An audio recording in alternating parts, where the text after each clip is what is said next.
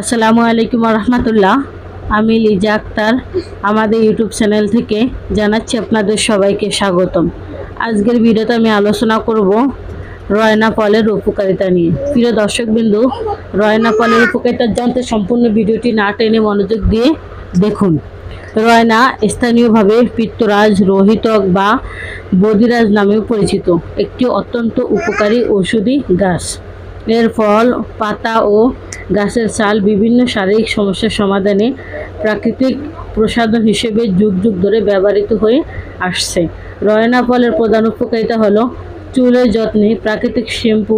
প্রাচীনকাল থেকে রয়না ফল ও তার পাতা প্রাকৃতিক শ্যাম্পু বা কন্ডিশনার হিসেবে ব্যবহৃত হয়।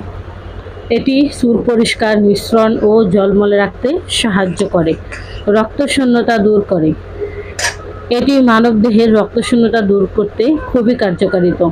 ত্বক রোগে প্রতিরোধক ক্ষমতায় এটি আয়ুর্বেদিক চিকিৎসা। এর বাকল পাতা ত্বকে ফাঙ্গাস বা ব্যাকটেরিয়াজনিত সংক্রমণ রোধ করতে ব্যবহার করা হয়।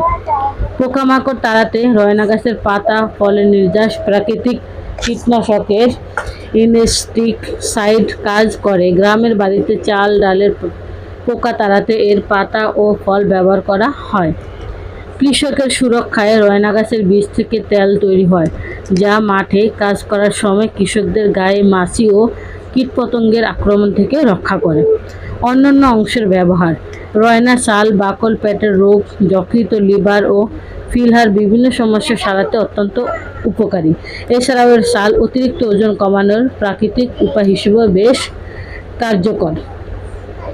তবে যে কোনো ভেষজ ওষুধ ব্যবহারের আগে অবশ্যই একজন আয়ুর্বেদ চিকিৎসকের পরামর্শ নেওয়া জরুরি। আমরা আয়ুর্বেদ চিকিৎসা দিয়ে থাকি। আয়ুর্বেদ ওষুধ বিভিন্ন গাছগাছলা লতা পাতা দিয়ে তৈরি করা হয়। এর কোনো পার্শ্ব প্রতিক্রিয়া নেই। তাই আসুন আমরা আয়ুর্বেদ চিকিৎসা নেই, নিজেও সুস্থ থাকি, পরিবারের সবাইকে সুস্থ রাখি। আমরা থ্যালাসেমিয়া বা রক্তশূন্যতা সহ সকল ধরনের আয়ুর্বেদ চিকিৎসা দিয়ে থাকি। তাই যে কোনো রোগের সমস্যার সমাধানের জন্য এখনই স্ক্রিনে দেওয়া ফোন নাম্বারে যোগাযোগ করুন অথবা আমাদের চেম্বারে চলে আসুন। আমাদের চেম্বারের ঠিকানা হলো কাউন্দিয়া বাজার, দিয়াবাড়ি ঘাট, ঢাকা মিরপুর 1। প্রিয় দর্শকবিন্দু, এত সময় আমাদের সাথে থাকার জন্য আপনাদের সবাইকে অনেক অনেক ধন্যবাদ। আজ এ পর্যন্তই। সবাই ভালো থাকেন, সুস্থ থাকেন। দেখা হবে পরবর্তীতে নতুন কোনো ভিডিও নিয়ে। আসসালামু আলাইকুম রহমতুল্লাহ। আল্লাহ হাফেজ।